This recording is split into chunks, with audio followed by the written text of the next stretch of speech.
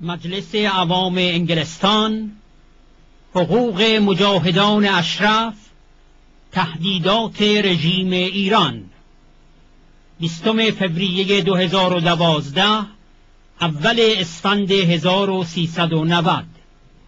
Would you also allow me, Mr. Speaker, to pay tribute to Lord Corbett of Castlevale, who recently died, very recently died, very sadly. He was a great contributor to debate on Iran, and many of members of this House, I know, would wish to join me in saying how sadly he will be missed. Mr. Deputy Speaker, this is an opportune moment to consider the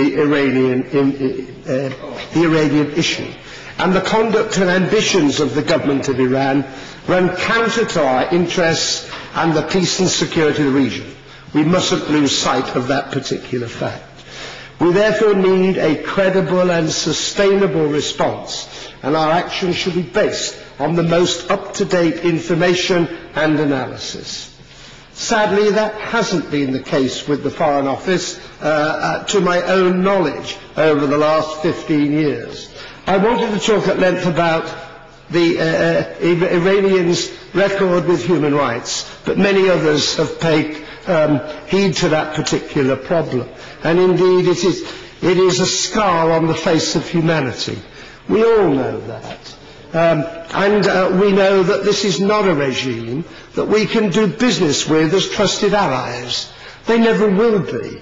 But we should strive, Mr. Deputy Speaker, for robust and honest relations with Iran.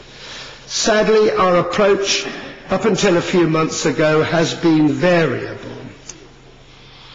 Our dealings with regard to the PMOI of Iran and the situation in Camp Ashraf itself are symptomatic of this weakness.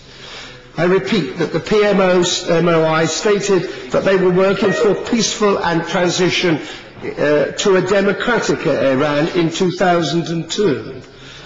However, that was not recognized, as I pointed out. Ministers need to be making decisions on the best of reliable information.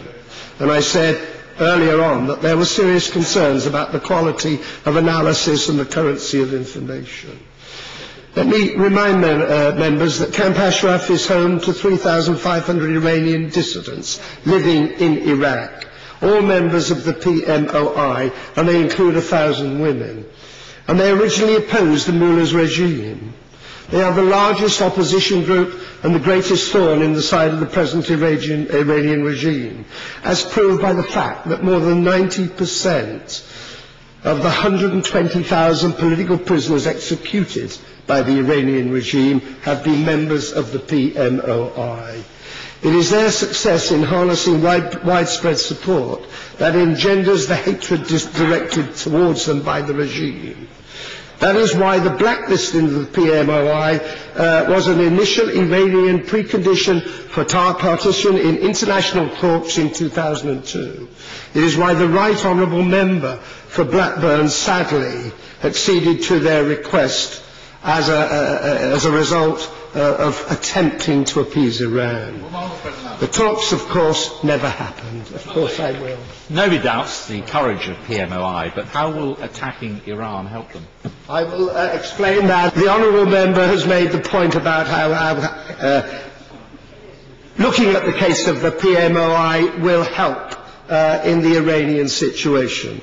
But the truth of the matter is that the cruelty and humanity which has been visited upon Camp Ashraf residents as a matter of routine by the Iraqis has been done so at the behest of Iran.